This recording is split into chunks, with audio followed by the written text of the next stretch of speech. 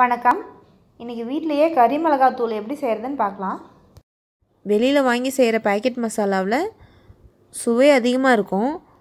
ஆனால் நம்ம இந்த மாதிரி வீட்டிலையே தயார் செஞ்சு உபயோகிக்கும் போது சுவையோடு சேர்ந்து ஆரோக்கியமும் இருக்கும். அதனால் நம்ம நேரம் கிடைக்கும் போது கொஞ்சம் மெனக்கெட்டு இந்த மாதிரி பொடி அரைச்சி வச்சுக்கிட்டோம்னா அதை நம்ம 1 வருஷம் வரைக்கும் கூட வச்சு உபயோகிச்சுக்கலாம். அதுக்காக இதுக்கு ஒன்றும் பெருசாலாம் மெனக்கெட தேவையில்லை. எப்பயும் போல் மளிகை சாமான்லாம் வாங்கிட்டு வந்து அதை வறுத்து நம்ம போய் கடையில் அரைச்சிட்டு வந்துட்டோம்னாவே போதும். இப்போ இந்த கறி மிளகாய் தூளுக்கு என்னென்ன பொருள் வேணும்னு பார்க்கலாம். கொத்தமல்லி 2 கிலோ, வரமிளகாய் 1/2 கிலோ, சீரகம் 150 கிராம், மிளகு 100 கிராம், சோம்பு 150 கிராம், கசகசா 50 கிராம், பட்டை, லவங்கம், அன்னாச்சிப்பூ, பிரியாணி இலை இதெல்லாம் சேர்த்து 100 கிராம், கடலைப்பருப்பும் உளுத்தம்பருப்பும் 2 தேக்கரண்டி. இப்போ இந்த எல்லா பொருளையும் இலை வறுப்பாக வறுத்து வச்சுக்கணும். இதுக்கு எண்ணெயெல்லாம் ஊற்ற வேண்டாம், அப்படியே வடை சட்டியில் போட்டு வறுத்தா போதும்.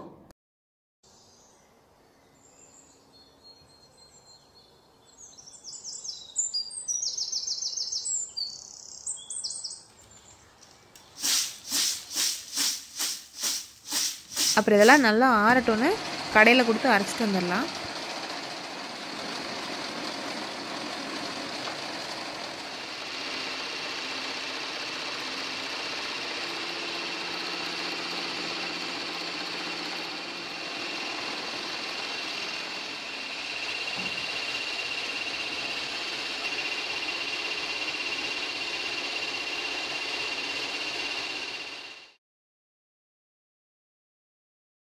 இந்த பொடியை கடையில் அரைச்சிட்டு வந்ததுக்கப்புறம் நம்ம கொஞ்சம் நேரம் ஆற வச்சுக்கலாம்.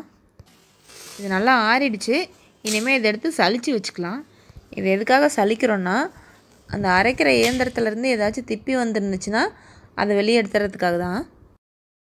இனி எப்போ கறி குழம்பு வச்சாலுமோ இல்லை மசாலாலாம் அரைச்சி ஊற்றி வைக்கிற குழம்பு வச்சாலுமோ இந்த பொடியை சேர்த்துக்கிட்டோம்னாவே போதும், வேலையும் சுலபமாக முடிஞ்சிடும்.